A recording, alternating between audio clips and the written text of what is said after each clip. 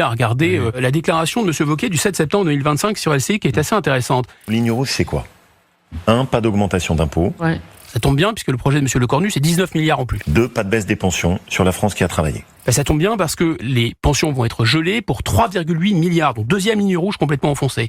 3. En revanche, le maximum en allant le plus loin possible d'économies sur le fonctionnement de l'État et tout ce qui est la dépense publique.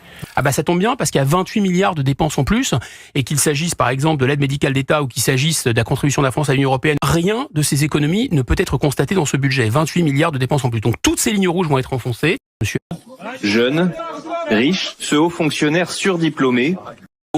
Jeunes, riches, ce haut fonctionnaire surdiplômé. Mozart de la finance. Emmanuel Macron n'est pas n'importe qui. Un esprit brillantissime.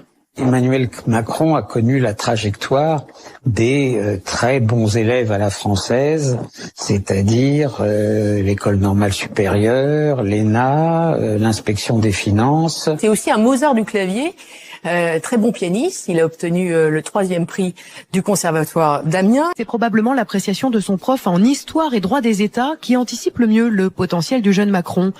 Beaucoup d'intelligence et d'élégance morale, une vraie générosité, des qualités intellectuelles hors du commun. Ce qui frappe quand on le rencontre, c'est qu'il est hors norme. Emmanuel Macron aurait pu devenir l'un des meilleurs banquiers de France, voire d'Europe.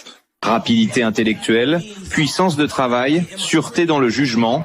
Ceux qui le croisent sont fascinés par le jeune homme, que certains qualifient même d'extraterrestre. À regarder la déclaration de M. Wauquiez du 7 septembre 2025 sur LCI qui est assez intéressante. Ligne rouge, c'est quoi?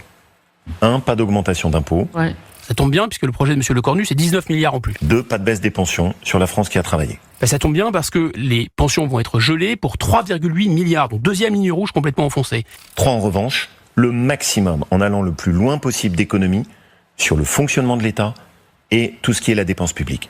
Ça tombe bien parce qu'il y a 28 milliards de dépenses en plus et qu'il s'agisse par exemple de l'aide médicale d'État ou qu'il s'agisse de la contribution de la France à l'Union européenne, rien de ces économies ne peut être constaté dans ce budget. 28 milliards de dépenses en plus. Donc toutes ces lignes rouges